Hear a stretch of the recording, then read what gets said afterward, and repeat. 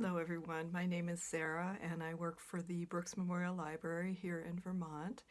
And today I would like to show you how to make your very own mindfulness meditation coloring book page, and hopefully more to come. What I use for inspiration is passages from books that I really love. So let's get started. So here's what you will need to make your mindfulness coloring book page based on a text that you really love from any book that you like. If there's a passage that you have in mind, or if you just come across something while you're reading, or if there are just a few words that you find really interesting and intriguing. So what you'll need is a pencil. I have kind of a fancy one. It's a Blackwing. It's my favorite actually. You can also use just a regular pencil. That's fine. Some sort of a ruler. You don't need to, but I always like to kind of center the page so I kind of know what's going on. And then I also use this to sort of make a straight line so I get the text in a straight line, but you don't have to. It's all up to your own, your own aesthetic ideas and tastes and interests. I have an eraser, kind of a fancy one, but you can use whatever you have on hand. And then I have like a plethora of colors, Sharpie pens here, but I'm probably just going to select one in a kind of darker color to make my outlines. Here I have a black one that I think I'm going to use for my project. These ones are ultra fine tip, and you might want to use kind of a fine tip pen, but you can use anything. You can use even a ballpoint pen works fine, whatever you have on hand. And then last but not least, I have my text from this beautiful book that I got from the Brooks Memorial Library. It's the Collected Poems and Plays by Rabindranath Tagore. Okay, let's get started.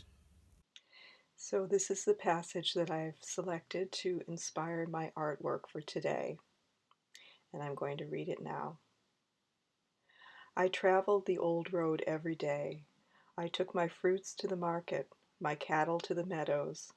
I ferried my boat across the stream, and all the ways were well known to me. One morning my basket was heavy with wares. Men were busy in the fields, the pastures crowded with cattle, the breast of the earth heaved with the mirth of ripening rice. Suddenly there was a tremor in the air, and the sky seemed to kiss me on my forehead. My mind started up like the morning out of mist. I forgot to follow the track. I stepped a few paces from the path, and my familiar world appeared strange to me, like a flower I had only known in bud. My everyday wisdom was ashamed. I went astray in the fairyland of things. It was the best luck of my life that I lost my path that morning and found my eternal childhood. This is from a piece called Lover's Gift by Rabindranath Tagore.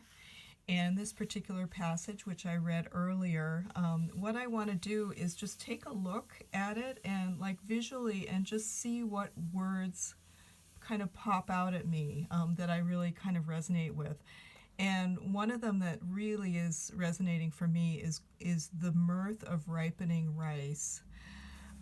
I just think that's a wonderful, wonderful image. And then the second one that I really, really loved was, and the sky seemed to kiss me on my forehead. I just think this is just lovely, lovely wording, and I would like to include that in my piece.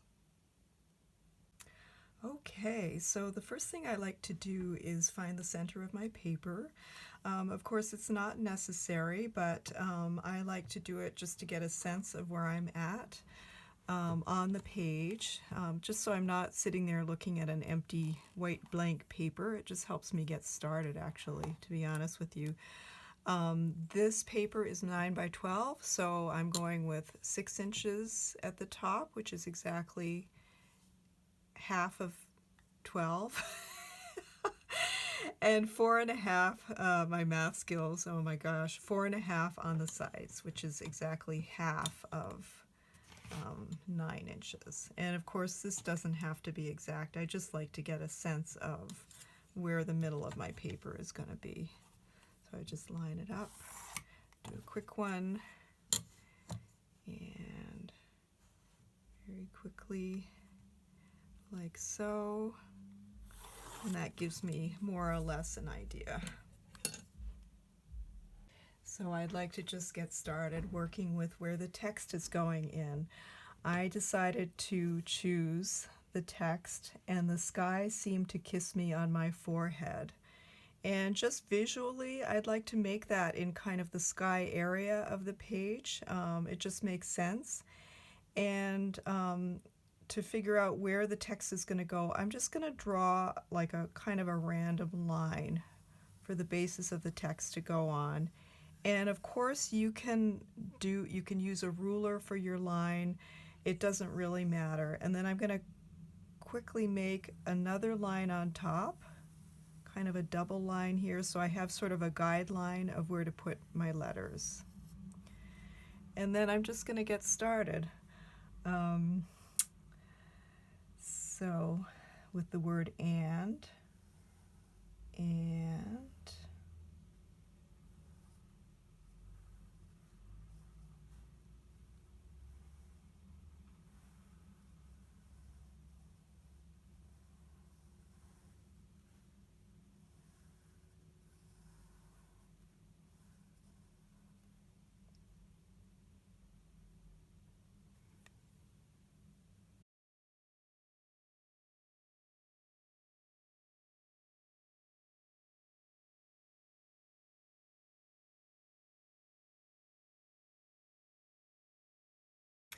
Okay, so now that we have our words in place, we can start to have some fun with designs and just free form. So when I look at these words, and the sky seemed to kiss me on my forehead, I just have this wonderful light kind of feeling of like clouds and blue skies and just the beauty of nature.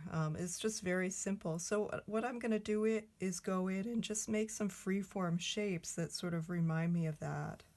And maybe some natural shapes of petals. I don't know why I'm saying natural. I think it's natural. And just, don't even worry about like drawing or anything. Just have some fun with making shapes. Shapes are absolutely fabulous, and you can make them sort of intersecting with each other. I like to do like kind of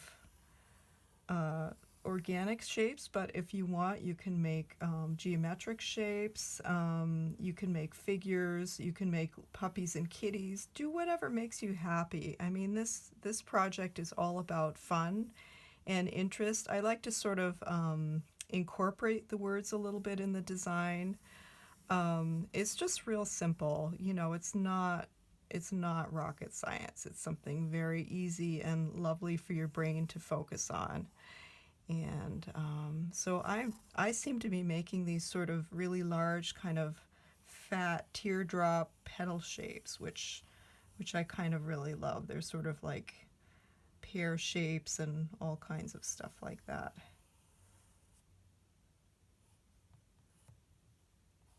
So there we go. I think I have it. I think I have my design in place for my coloring book. Okay, so the next thing we're going to do is grab our dark colored pen in whatever form it is. It could be a Sharpie, it could be a ballpoint pen, whatever you have on hand today.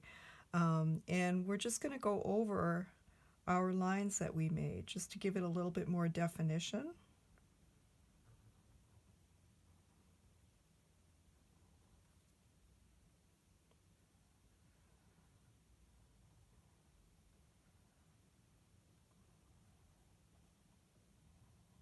Like so. And don't even worry about getting it like right on top of the pencil line. We're going to erase all that after, so you don't even have to worry about that. This is not an exact thing, and even if you want to digress from the pencil line, it's totally fine. There's no rules on this.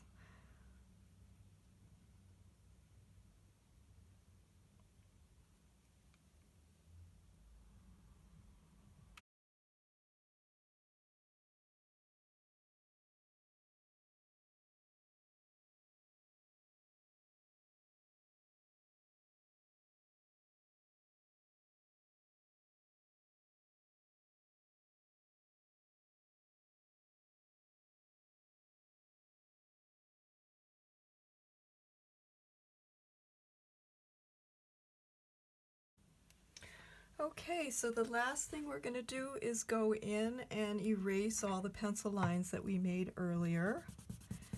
And I like to just go over the whole thing like this. Of course, you're going to have to let your, if you're using a Sharpie, you're going to have to let your ink dry a little bit on there before you do this, otherwise you'll get all smudgy.